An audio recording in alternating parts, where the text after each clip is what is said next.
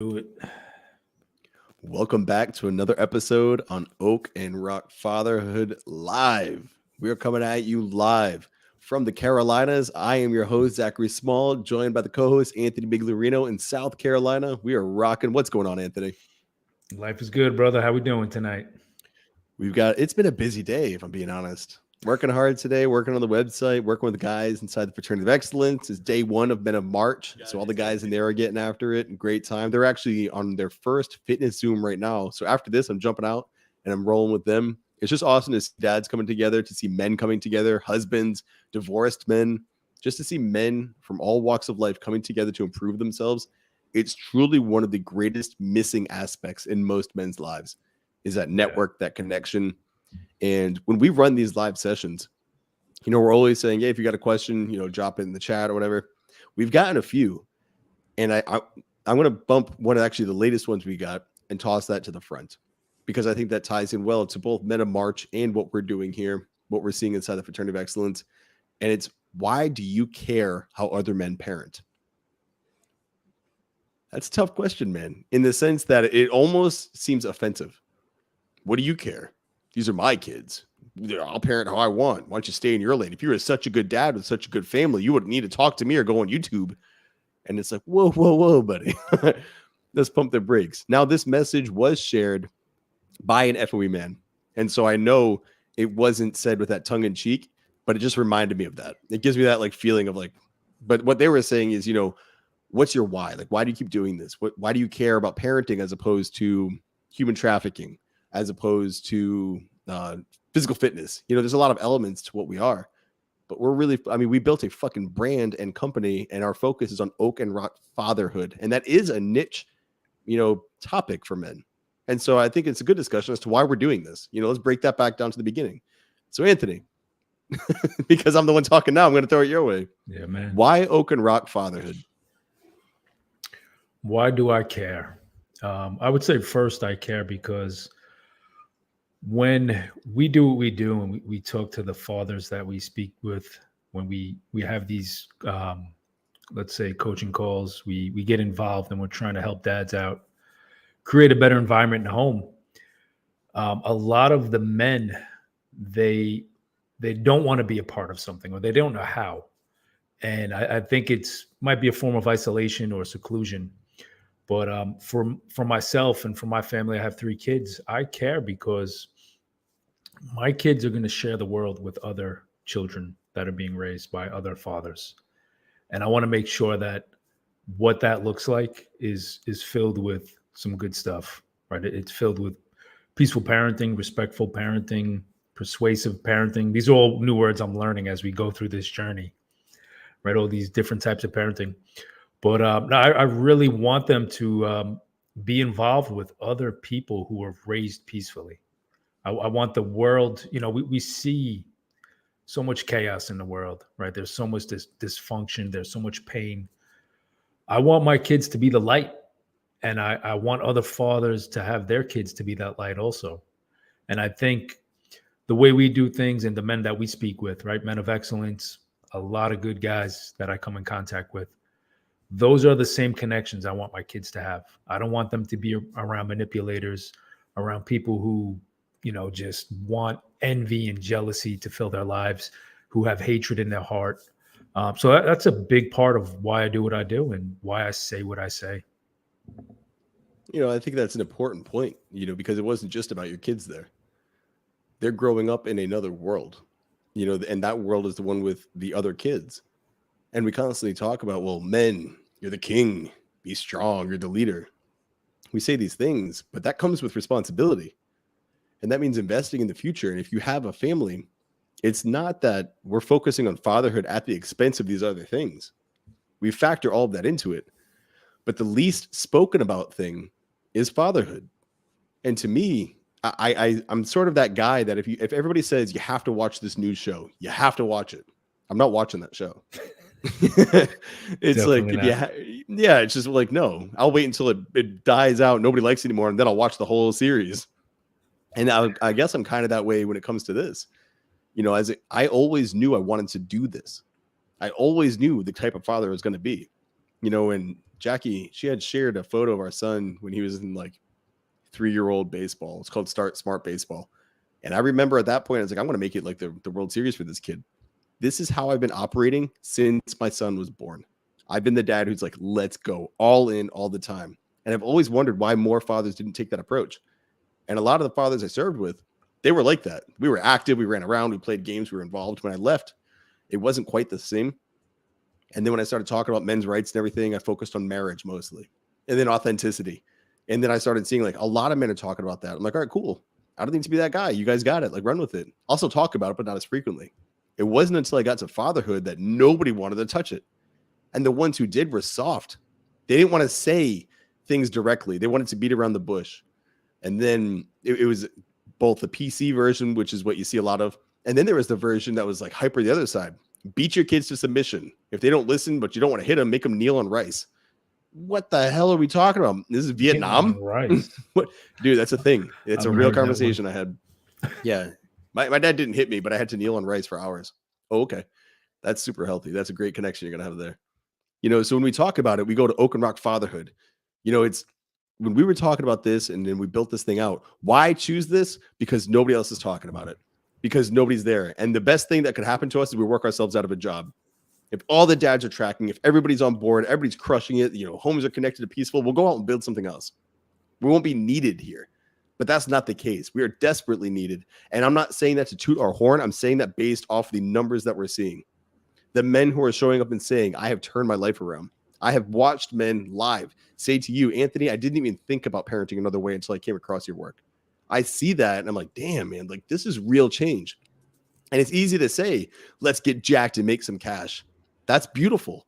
Why not get jacked, make cash, and connect with your family? Why does that always get left off the list? And that's what I'm looking to fix. That's why I want to be a part of this. And that's why I'm going all in on it. Because it's, look, we're not sitting here like two fat toads talking to you about being a better dad. We're not sitting here with our empty cans saying, hey, please, sir, may I have some more shekels? You know, we're saying, get your finances squared away. Get your mindset squared away. Get your children squared away. Get your relationship with your spouse. Or if you're divorced, find a way to get a healthy relationship with your ex squared away. You know, Oak and Rock Fatherhood is dropping a lot of life advice that's a lot more than just how to parent, if you've been paying attention. And so for the people who say, well, why do you care so much about parenting? Because I'm a father. That's why. That's where it should end. Why would anybody question that? I'm a fucking dad. I have children I've got to raise in this world. That's why I care. So while it being a good question, it, you know, it kind of starts and ends there. Yeah, I mean, listen, you know, the title of the video is what's the point of peaceful parenting? And I would say, you know, when I think about my journey, why I became a peaceful father, it took a lot of looking back at my own childhood, at the childhoods of the people that I had around me at the time, right? Growing up, my friends, what they went through. And I don't know, you know, I don't know if it's just me or there came a moment, like you just said, right? You had a son and you became a father, and that was the purpose, right? That was the meaning. You saw it right there at that moment. When I had my kids, when I had my first daughter, same thing, right? And I think back to my childhood, and I think back to how things were, how my parents were, let's say they were emotionally immature, right? They didn't know how to handle things properly all the time. They would constantly, you know, my father would get angry and rage, my mother would get upset. And it was just constant things that I noticed, right, as a child, because I think when you're a kid, you see these things happening and you start to think, you know, is this because of me? And there's a lot of shame that gets built up. There's a lot of bad energy. And the more I studied parenting, the more I got clear about how I wanted to be as a dad, right? I learned that kids come into the world, that they are just these little human beings who are so pure and honest and good. And everything that they learn that is evil or bad comes from the adults. And, you know, that's not just my opinion, man. This is this is years of research. This is years of understanding the psychology behind it. But if you take a little kid and you think of the natural state that they're born in, right? They look up to their parents. Their parents are their idols. They're these huge human beings who can do everything, right? They can take care of them, they can feed them, they nurture them, they give them love. And as parents, when they're that young, we get it, we understand it. Um, then things change. And I think that's when a lot of us get caught in the guilt and the shame, and we start feeling bad about ourselves. We actually start hating ourselves because we went from this state of our parents loving us and we admiring them to now we're in this state where our parents are constantly yelling, they're punishing us, they're criticizing us, they're controlling us, and we think it's because of us. We don't understand it's because of them. So my point is, when I started to understand this, that's when I said I need to change. I can't let this happen to my kids. I can't put my kids in that spot. I have to work on things that I know are wrong within myself. I have to fix how I speak to them. I have to learn how to be more emotionally regulated. I have to learn how to talk to their mother. And these are all, this is all acquiring self-knowledge, self-help, getting better, becoming a better person. And that's what makes you a better parent, right? It's not always about the kids. It's not always about what you do to the children. It's more so about what you repair within yourself. And that's the point of peaceful parenting for me. It's great because when I go through this and we have this discussion, oftentimes there's this caveat. Like, oh, you're a peaceful parent, but that means you're a peaceful parent, which means they have these preconceived notions. It's almost like saying I'm a Democrat. Well, that means everything about your life's already solved, or you're a Republican. You say these things, and it's true, man. If you say let's say I'm anti-alcohol, I'm pro-pot, I'm pro-Trump, anti-Biden. You say any one of those things, and people will tell you exactly who you are, and they put you into this box, and they don't care about what else you have to say. And so you say you're a peaceful parent, it falls into the same thing. Why do we do that? I mean, as humans, I think we've fallen into this little trap with social media we're binary. You're a 0, you're a 1. And there's no like room for humanity there. It's not about your person at all. It's just about the category I can put you into. I love you or I hate you. There's no in between. And it's a wild thing. So when we say, well, why peaceful parenting? Because it's fucking needed. Because it's one of the greatest changes I've made from my upbringing to how I'm bringing up my kids. And I kept a lot of things my dad did. My dad was a cool dude. There's certain things I dropped, and that helped me better connect with my kids. I'm seeing things that I didn't see from me. And it's my hope that my kid builds upon that, and when I say my kid, like I have an individual relationship with each. So my son and my daughter, it's an individual relationship. I'm not going to say my kids because it's not like a blanket thing I do with them. Like it's catered to the child because they both have very unique personalities.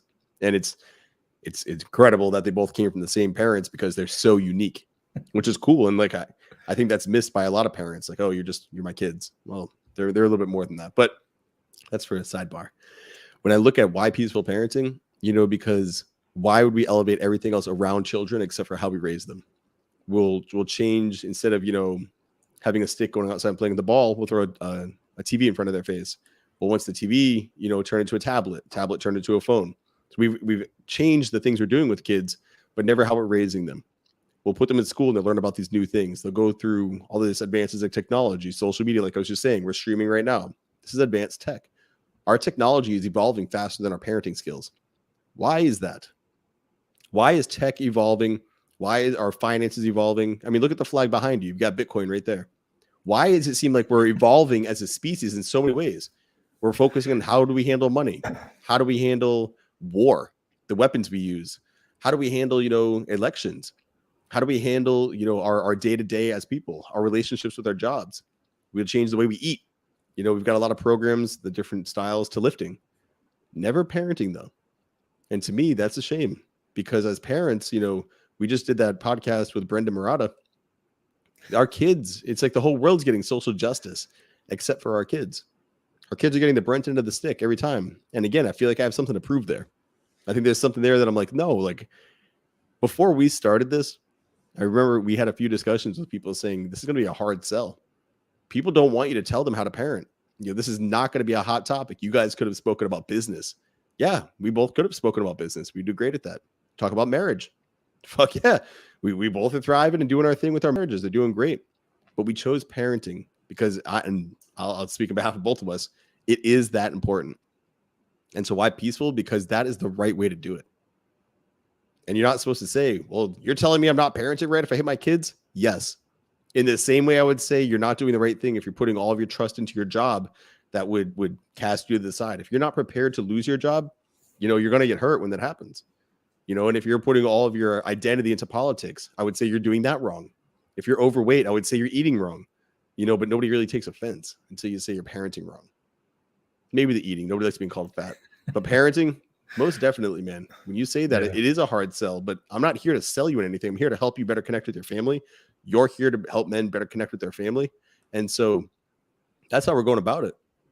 We'd have like 1 billion followers if we're talking crypto every day. People would love that shit.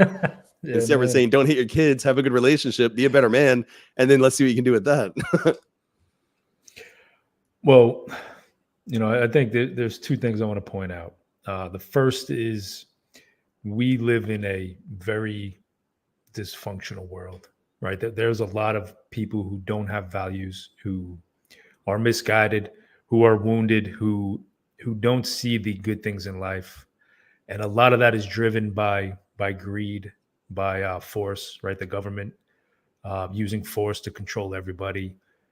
And the emphasis on obtaining wealth or money, and actually not even wealth, just money in general, right? Wealth is built over time. It could be generational. Money's quick and easy. And I think that's, the whole focus and narrative of what we see today.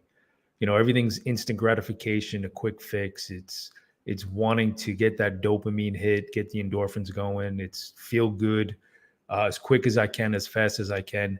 And I don't care if it wears off, right? I'm going to pursue it right after. It's like an energy drink that never ends. And what I know what I've realized, and I'm sure you have also, right? I can speak for both of us. The greatest investment that you're going to have is within yourself, and that investment radiating to your kids. And I don't think people see it like that. They don't understand that your time and your energy, that is money, right? That's your labor. That is your existence on the earth. And you get to make a choice what you focus on. You as an adult, as a grown man, you have to make those choices. And it's sad what we do see, right? It's said that so many parents justify hitting because they were hit. So many parents throw their kids and lock them in rooms because they don't want to deal with them. It's horrible the way that kids are treated this day and age. And it's actually been going on forever, man. Like I said, this is new. We maybe one day we will be considered innovators. Time will tell. But the other thing I wanted to say, and you were talking about your kids, how they're different individuals. As a father, one thing that I had to really understand and learn about being a father was I don't own my kids. They are not mine, right? My job is not to, I did my job. I created them, right? That would be my job as a father, procreation. I see myself as more as an advisor, a coach, a leader, and also a friend to my kids, right? I'm here to help them process this journey of life. I don't want control. I don't want them to be my possession. I don't want them to do what I say all the time. I want them to live their life. And a lot of parents get triggered by this, right? They don't understand it. They can't comprehend the simple concept of freedom. And I believe, not to get too far off the topic, but I believe a lot of the lack of freedom that we see in society is generated from the removal of freedom in the home. We're gonna go way off topic. Let's just do it, man, because I was talking about it earlier today and somehow it found its way back into the discussion. So let's just have that talk. I love it. What do you mean? Let's go. What do you mean by that, Anthony? What do I mean by it? Oh man. For those who aren't connecting the dots here. Yeah. What I mean is you are becoming a dictator in your home. You are not living, you're not living by the values of freedom. You're not living with liberty. You're not living with independent free thinking. You're trying to constrain and strangle your kids. And this is what we see in the world, right? Nobody's allowed to do anything anymore. And I mean, it's been like that for a long time, right? There's always this disguise, this illusion that we're free, right? That there's just because we're not on the plantation or because we're not in a jail cell, that we somehow have this choice to be free. But you still have to pay taxes on your house till you die. You still have to pay taxes on your income. So I think if we, you know, I think if we look at the root of the problem, things will get better. But unfortunately, what we do is we say that person, right, that sociopath right there who has orange skin, or that guy who can't speak a coherent sentence, they're going to fix us. They're going to fix society. They're going to fix the world. They're going to make my life better. And it's all the distraction. And that's another reason why why I'm a peaceful parent, because I focus on my home. I focus on what I can control. And I don't mean in an abstract way. I mean directly. And I don't want to contradict myself, right? I said, don't control your kids. You don't own them. But what I control is my mindset, what I think, the life that I'm creating for myself, the life that I'm sharing with my children, the life that I'm able to be a part of the process of them growing and learning and having memories. And, to me, that's the wealth. You want to talk about wealth. It doesn't get better than that. When I hear the because I said so, and then I look at that was the rant I went on today. It was, everybody's saying, why would you just do this? Why would you vaccinate your kids? Why would you allow yourself to be masked? Like, well, because they were told to. And because inside the home, all these parents, who've been coming up, they've been telling their kids forever, do what I said because I said so. And now those kids became adults, and the government says, do what I say because I said so. And like, okay, that's how I was raised. That's what I'm supposed to do. And then you see a lot of people who are doing some really jacked up things. These parents who are triple masked, triple jabbed, saying, you know what? The kids these days need to be hit more. They need more discipline. That's what I had in my youth. Remind you. And I turned out fine. Look at me. This is somebody who has taken 3 vaccinations and is wearing 3 masks. We're about to get banned, man. You've got these people looting all the stores in California. The kids need discipline. That's what I had. But you're a fucking criminal. You're a broke, poor, sad, scared individual, and you're telling the kids that they need to be more like you? No. Now find me somebody who's squared away, doing their thing, and it has not had to overcome any childhood trauma. And then I'll sit and be like, all right, like, what do you think the kids, like, you turned out, you're locked in, you had a good relationship with your parents. Like, talk to me about that. How'd you get there? And was there corporal punishment or wasn't there? Was there yelling or wasn't there? How do they talk to you about money and religion? Like, I would love to have that conversation. I like talking about parenting. I like to talk about it with people who are healthy, though. If you're jacked up, don't try to tell me how I should raise my kids. I don't want them to be like you, and that's an objective standard we should measure things by. If somebody is really sick and they're telling you, hey, you should do this, maybe you shouldn't do that because you don't want to be like that person because they are sick. And we need to stop thinking health at every size. Like some of the movements we've had to kind of spare people from judgment because they've been judged too harshly and we feel bad for them. I'm not saying ridicule, but I'm saying objectively measure, is there truth and is there merit to what's being said against them? If they say health at every size, we wouldn't have the heart disease numbers that we have. We wouldn't have the death toll associated with obesity that we have. Obesity is an objectively bad thing because it makes you die earlier. Not because it's funny to make fun of you at the beach, because you literally die earlier. And, kids, they don't live good lives when they can't live a full life. And so we say childhood obesity is an issue. And then you break that down further and you see that these children who are obese have a shorter life expectancy than their parents. I don't want to see my kids die. I should, like, just saying that now, like, that's horrible. Yeah, not at all. But if you're feeding them that way, and then the doctors are saying this and science is saying this and the math is adding up to that this is a bad thing, we should stop saying it. Maybe we should encourage it because it's hurting feelings. I'd rather hurt some feelings and be honest than lie so you feel good about yourself and then die before me. It's just not worth it.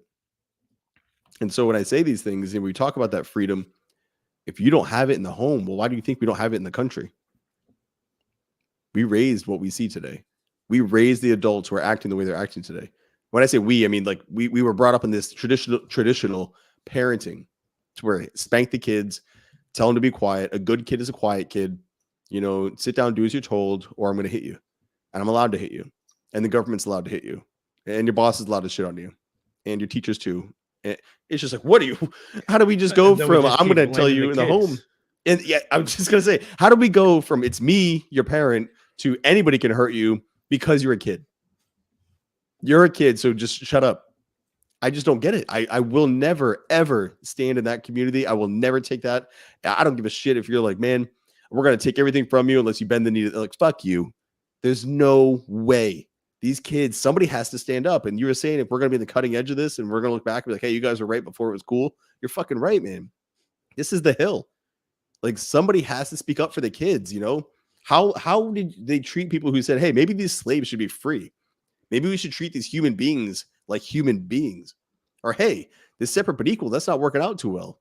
Or, hey, why are we sitting here dunking on all these women? They have something quality to bring to the table. Let's let them into the workforce and to learn a few things and, you know, to apply their skill sets here and there. It's why are we not evolving with kids? I want social justice for, what is it? Disparaged, underrepresented. I can't remember the definition. We just had that got podcast planted too. Seeds in my head. It's amazing. I gotta give a shout out to Brendan. For real. It was check it. You know, Brendan Murata, it was 2 videos ago. You guys need to check that out. But when I think about it, we have changed and bent over backwards. I mean, there's a trans movement and they represent like 0.01% of the United States. There's a whole movement for them. And we can't get this for kids. Yeah. That's bullshit. I mean, it's just absolute bullshit. But again, that's why we're doing what we do. We got a few things in the chat going, so I want to adjust that. Yeah, go ahead. First, Colton says, folks thinks it's a stagnant topic. Like there's always been one right way to do parenting. That's how it was until 2 bearded dudes showed up and said, hey, let's talk about a few different ways to do this. So there's a different way to parent. We're bringing that shit mainstream. And we're actually learning how to be more persuasive than angry and yelling. I would like to give a big shout out to Josh Lysek. We had a whole discussion before we recorded about how I need to stop yelling at parents. And then when I don't yell, Anthony decides to yell. So if it's not me, it's him. All right, Jimmy G, what's up, brother? He says, becoming a better parent forces us to look at ourselves and our own parents in ways that make us uncomfortable. I feel like this comes up almost every time, and I'm so glad it does because it is a hard thing to do. You know, it's difficult to think maybe my parents are wrong, and it's almost equally, if not a little more difficult for them to reflect on yourself and to say, maybe I'm parenting wrong. That's a big pill because now it's like, well, it's all I know. It's all I've done. I'm a shitty dad. Nobody wants to admit that. Like nobody wants to say those things, but it's true. Like, man, I could be doing things better. And even now, the 2 of us, we've been working at this for years individually. And then as a dynamic duo coming together to talk about this, you know, we've been getting after it since, I don't remember the date we launched it, but it was in 2021. And I'm still learning like, oh, we haven't talked about this, or, oh, I didn't realize I was still doing that thing, you know? And then there are times we'll have talks like, hey, check out this book and cool, I'll dive into it and we'll go and we'll just learn more about ourselves. It's constant evolution. This is anything but a stagnant topic. And as Jimmy said, it's anything but a comfortable topic. You have to be able to look at under the stones and in those dark corners of your mind to find out why are you the way you are. Yes, you do. You must. Man, this is I'm enjoying this. This is good. Let's keep it rolling. Colton says allergies coming out of you tonight too. Did you see his comment? Yeah, I saw it. Good parents send their kids kids he crypto. Practices what he preaches. Oh, going on. Big Colton. Better be dropping that Ethereum. Michael P says, bingo. Thanks, brother. Appreciate you tuning in.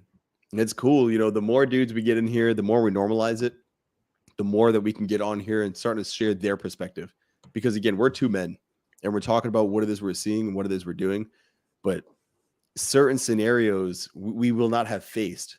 And so when somebody comes on and says, hey, but what about this? You know, my kid only brushes his teeth with other people and he's an only child. All right, let's talk about it. You know, like there are certain scenarios that are figure it out. Yeah, somebody asked me, their kid doesn't like to brush their teeth alone, so they have to brush their teeth with their kid. I was like, dude, you've got to have really clean teeth then. Like, just brush them with your kid. It's cool. And they thought it was an issue because they thought they were building like a dependency. I'm like, bro, your kid's not going to be 35 brushing his teeth with you. He's going through something right now. And it's one of those things that we spoke about in our last episode where it's like, look, sometimes we put more emphasis because to us, it's a big deal. We won't want our kids to fail. We don't want to set them up for any sort of weird quirks or anything. And so we kind of heighten things, but that's why you need other dads. I've done it. I've talked to Anthony. Hey, bro, what's happening? I feel like I'm failing. No, you're just being dumb. Okay. And then I pay attention, and then all of a sudden it goes away. I'm like, oh, you're right. I don't know why I made it a big deal, but it's how it works. I've never said you're just being dumb, bro. I don't talk like that. No, that's true. David A. Go ahead. No, go ahead. David A. Let's go. David. But being a peaceful dad when you were raised by wolves, then went to the Marine Corps where violence is encouraged. Hey, that's a challenge. And that's a great freaking point. I'm not sure if that profile is Patton with a mask on. There's something going on there. But David, when you are an individual brought up in a tough environment and then you enter a tough environment and then you leave it and you're trying to be a better, more connected father, that is a challenge because it goes against everything you've been raised to think, to react to, and to default to. And we actually dropped a video today on changing your default behaviors. And one of the things people often think of is eating, alcohol, your vices. I got to change those habits. Anthony, you brought up the one about power. You want to talk about how power can be an addictive behavior as well? Yeah, no, absolutely, man. Power. I mean, I don't want to get into politics more, but no, but power, it's addictive, but it's also elusive, right? And I mean that because when you're a parent, you don't have to, I guess you don't have to flaunt that power, right? You don't have to overextend it or show that you have it. It's there, right? Like if you're a politician, you get votes, you got to convince people, you got to say, vote for me, I'll give you free cell phones. Vote for me, I'll let you have bazookas in your car driving around, right? Whatever the people want, you cater to them. With parents, that power is there because your kid depends on you, right? Your kid needs you for survival. And I think that's what makes it worse, right? It's a worse abuse of power when a parent uses it against a child. And it definitely becomes addictive, right? Let's say that you're a person who you had power used against you as a child growing up. You were manipulated, you were physically tormented, hit, beat, whatever. You're going to have issues relating to authority, right? There's going to be something behind that you're not comfortable with, you don't feel well about. It's going to cause, whether it's PTSD, some kind of psychological trauma, right? It's going to cause your brain receptors. This is proven through numerous studies. And when you have an ability to escape that, right, to get away from it, and you can now be strong, guess who's the person you're looking down at, who you can abuse that power against, and they can't do anything about. So, when I think about a parent abusing his power, that's where my mind goes. That little kid is helpless. They can't go anywhere. They want you for survival. And a lot of parents abuse it. A lot of parents mistreat their kids because it's easy, because they can. And to take it a couple years further, right? That abuse is only good for so long, because once your child gets bigger, once they grow up to be stronger, they start to push back. And that's when, that's when things get really bad. That's when you get maybe physical altercations between you and your teenage child. That's when kids run away. That's when kids turn to other people who are going through pain and get involved with bad groups, right? It's a whole bunch of wounded young adults looking for comfort that they never got in their home. And that's what you see a lot of in society. I'm going way off the topic of power. I'm just, it's good, man. I'm giving you the effect of power, of the abuse of power. But that's what people need to hear, and that's why I like when you go off the path, because it's a genuine discussion, man. Instead of, we don't go into this with a script, and for everybody watching, like, nothing we do is scripted to try to push a certain agenda. It's just, here's what I'm seeing, or here's what I'm experiencing, or here's what I've seen in others. And then you break it down and you share it. And look, there are times where you say, hey, talk about the addiction of power, and it bleeds all the way down to respect or your personal individual trauma that you're dealing with on the inside. Like, I thought we were talking about addiction to power. Yeah, but to understand why, you've got to go all the way back. And sometimes it has nothing to do with literal control and everything to do with fear. But how do you connect those dots? Well, you can't just say, hey, control fear. You got to share the path. And that's what you're doing. You know, when I see this, I see parents when kids are very young, they want to keep them safe and they want to just like, hey, you know, do this and then get it done. You know, you're a little 3-year-old, 4-year-old, 5-year-old. I'm your boss. Do this. It'll be good. We're fine. At some point, you've got to let the kid grow up, though. You know, at some point, you've got to be willing to let go. And I would say, you know, from the beginning, just kind of work with them. Let them kind of steer, you steer, kind of keep them safe, but let them flex those muscles. You know, and I understand not everybody's like that, but at what point do you let go? And when they're 7 years old, they're 9 years old, and they're trying to do their own thing, you are now taking it as disobedience. You're taking it as rebellion. You're not taking it as, oh, they're trying to live their life on their terms and they're trying to flex their muscles. They're trying to grow into their own individual. You take it personally because when they were younger, you made it personal.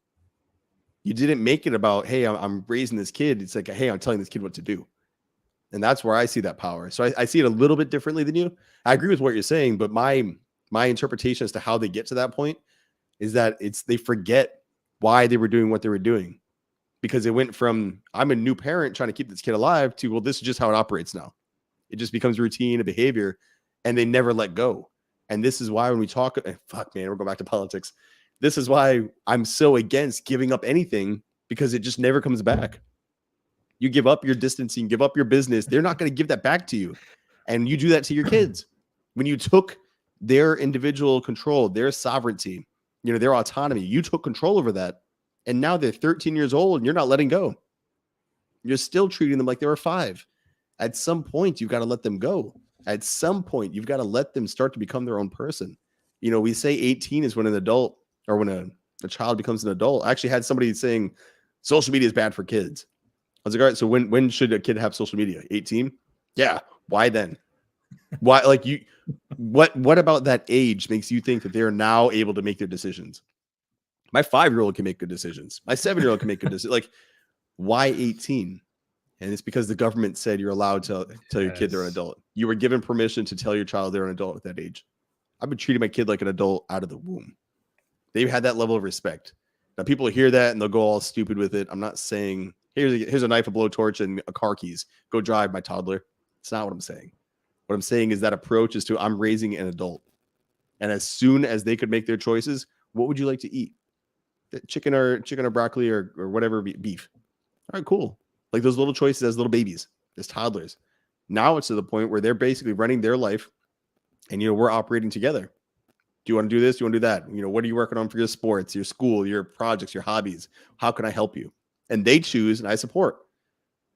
If we want functional adults, we have to allow our children to become functional adults, which at some point means letting go before they're 18 to learn how to do that. They've got to make their choices and own the consequences of those choices. That's how they learn, you know, but if they constantly have power on them, they never get to flex those muscles. And the parent views it as disrespect, when all reality, the kid's just trying to live. Yeah, I will say that going back to the government real quick, there are no temporary government programs ever. Doesn't happen. But you know, one thing I've been actually thinking about a lot is this trauma virus. And when you were talking about you know, people being overweight, the obesity problem, you know, this idea that there's trauma that gets disguised or minimized over time, right? We don't see it as well. It gets camouflaged. And I think about things like that, right? Like, how did we go to being a strong, independent country to now a whole bunch of, you know, men with breasts that are weak and have low testosterone? 50% of the population is obese. I think it's 1 in 4 kids are on some kind of medication. It's really bad, right? We're regressing. And that's what I come back to, is this trauma virus, right? These things that you go to the doctor and the doctor's overweight and he's telling you how to get healthy, what you should do. And he's feeding people pills and everybody's just like, yeah, okay. I guess this must be the way. just like you said, how did that person know that 18 was the right age to give kids access to social media? It's it's slowly crept in, and it's made everybody a lot worse um, than we were prior, and nobody's saying it. And I know a lot of people will say, "Oh, well, technology is advanced, right? We live well." I shouldn't even say we live longer. I think white male life expectancy has decreased last year for the first time ever in history. But technology has improved the way of life, has made things better. It has made, it's allowed us to do this. It's allowed us, afforded us a lot of good opportunities. But I do think that there is this unspoken about, unseen, or ignored trauma that people will just go to great lengths to avoid because they don't want to feel the pain and because there are evil people controlling the strings.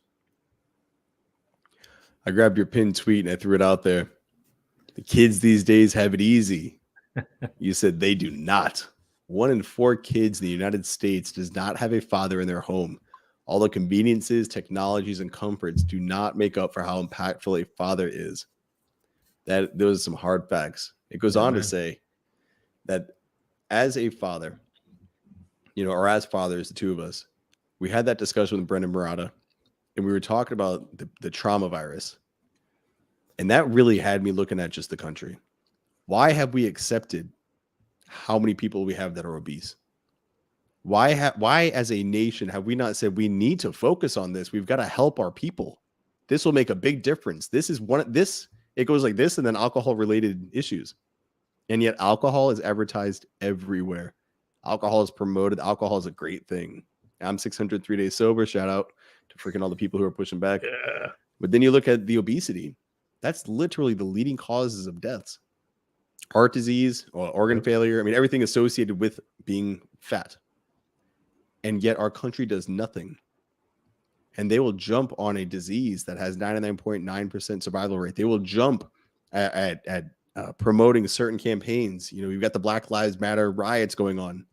How many protests were they pushing before? We see flags at half mast for the most various of reasons having nothing to do with the country.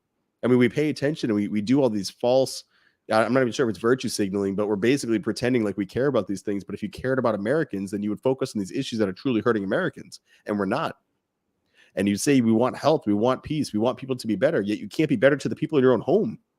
If you want the world to be better, why won't you be better to your kids? Why won't you be better to your spouse? People constantly tout online, all marriages end in 50% divorce. Half of marriages are going to be destroyed. They're going to be split up. You're going to have to share your kids. You're a slave to the government. Why in the world are we not talking more about how you can establish a long-term, sustainable, lifelong marriage? Why do we not see that promoted at the national level? Why are fathers made out to be buffoons on television? Why are mothers made out to be drunks? Mommy's wine cup, right? That's really funny. Why are kids made out to be these stupid little like gremlins? You watch the Modern Family, sons are stupid and they're just like dumb children. One of the daughters is super smart and just a fucking nerd, and the other one's a slut. And those are your choices. That's your kids, and that's who they're supposed to be. And parents tout them, and parents use them as these little pawns on social media. And then you see me, and I'm sitting there like, hey, this is what I do. This is my livelihood. I have an online thing. I share my kids, but I'm doing so in a way that's saying that these are good people. Here's something you can learn from. You look at your relationship. I was at your house the other day. I got to meet your kids. Squared away human beings. They're not playing to these characterizations. They're not playing to this whole thing the whole world's promoting. You're doing your own thing. And I look at you and I'm like, you're not doing what the world's doing. I look at me. I'm not doing what the world's doing. What do we know that the world doesn't know? Like, what secret are we sitting on, dude? Oh, that's right. The one that nobody wants to address. The one that nobody wants to freaking talk to. Parenting matters. It matters. And that's how you don't end up like the masses. People who are sitting popping pills to get through their fucking day. People who are drinking themselves away because they're just numb. Dudes who are just existing inside their job, hating their life. They wake up on Monday morning literally hating themselves. They get anxiety on Sunday night. And yet on Friday night, they're drinking themselves to oblivion. And on no night are they working on their resume to pass out, to actually change jobs, because they're just content. They think this is normal. Being miserable is not normal. Being in a household where you're overbearing upon your children, that's not normal. That should not be a normal thing that we think is okay. Why would you be nicer to your coworkers and spend more time with them than your family? I just don't understand this. Why would you go out there and say, hey, stand against the government, but kid, you better shut the hell up and stay out of my way? Whoa. You think that these people should go against the government, but your child is not allowed to speak to you. Why do you think that that is okay? And I understand that it's difficult to look in the mirror and face your own failures, but at the same time, it's absolutely necessary for you to assess yourself before you're pointing a finger at other people. Well, I think that's, at the heart of it. It's the world. Most adults that you see, I would say a large majority, 90, let's go 99.3, are just grown fucking children running around, immature, broken, wounded, have never healed from their traumas. And that's what society has created, right? That's what we see. I mean, if you think about what goes on within the social justice area, let's say you hear a lot about slavery happened 300 years ago almost. And a lot of people talk about how they want reparations, right? They want things for the crimes that were committed years ago.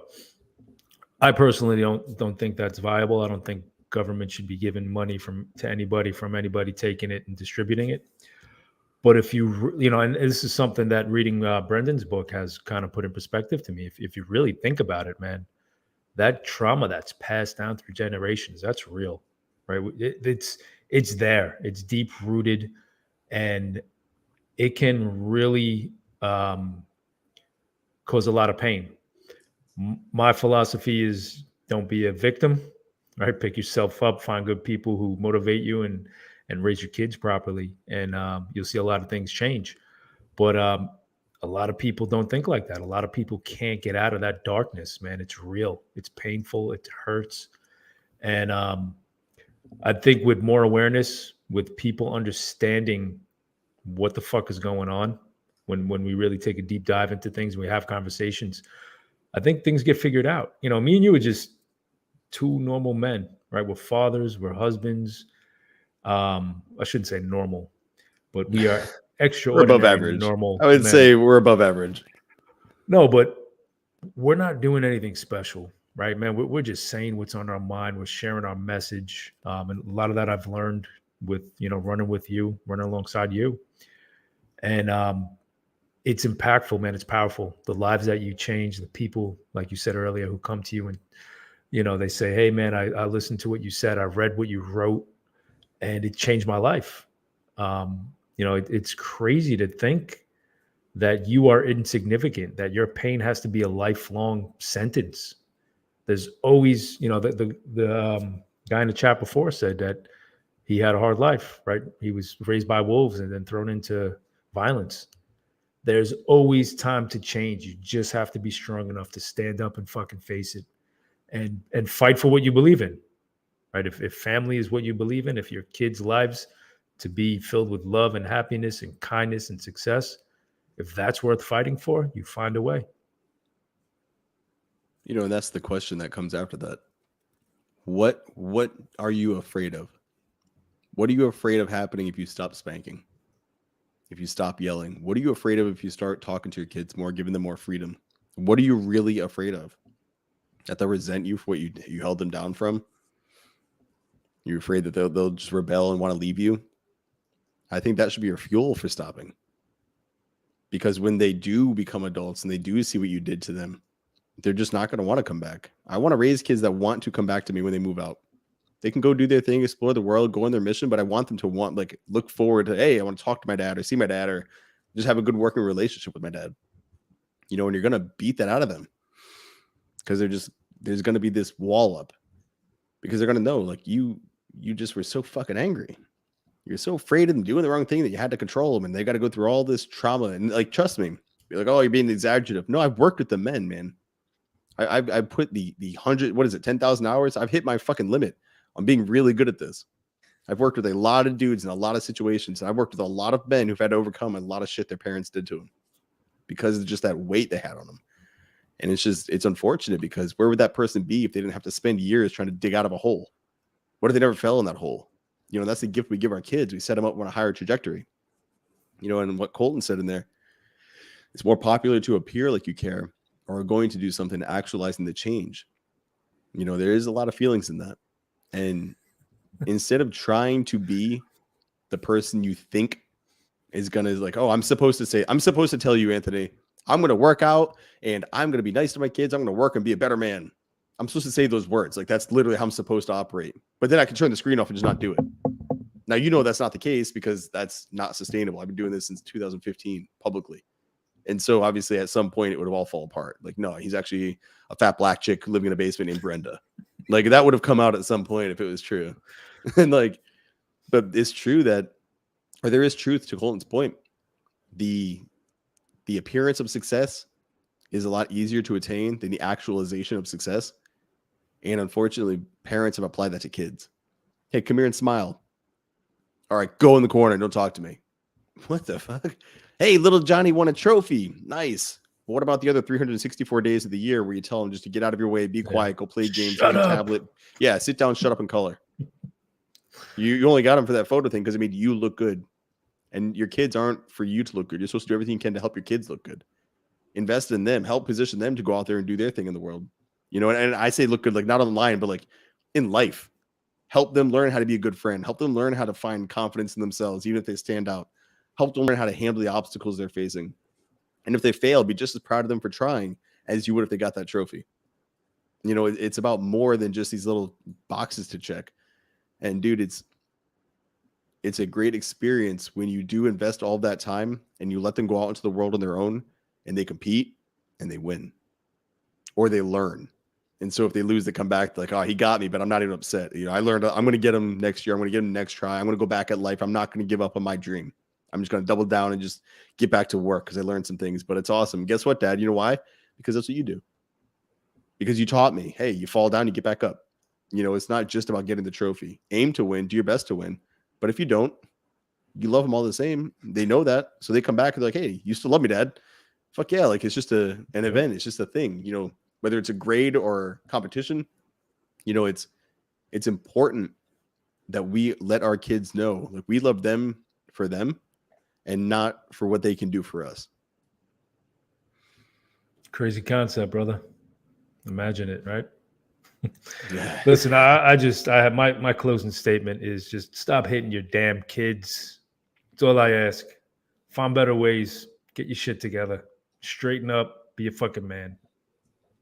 If you guys are picking up Still what we're working putting on down, it's a good one. I'm going to jump in. I'm actually going to close it out. You can find Anthony and I inside the Fraternity of Excellence. Anthony runs a weekly call inside there. A lot of men are coming together. A lot of men are working together on being better men, as a whole. So Fraternity of Excellence is where you can find us. The links to our content is below. Make sure you've liked and subscribed if you enjoy what we're doing, or if you're looking for us to address a certain topic that maybe we haven't hit yet, send us a message. Shoot us a DM on Twitter, whatever. Our email is linked below, or you can just drop it in the comments here. We do check all the comments dropped under all of our videos. But this has been another live session, Oak and Rock Fatherhood. Anthony, another one down, brother. For those who tuned in, I look forward to seeing how you are continuing to crush it in your family, because you're not just listening to what we're saying, you're also applying the advice. You guys stay well until next Friday when we're dropping our next video. So as you're subscribed, you won't miss it. Take care.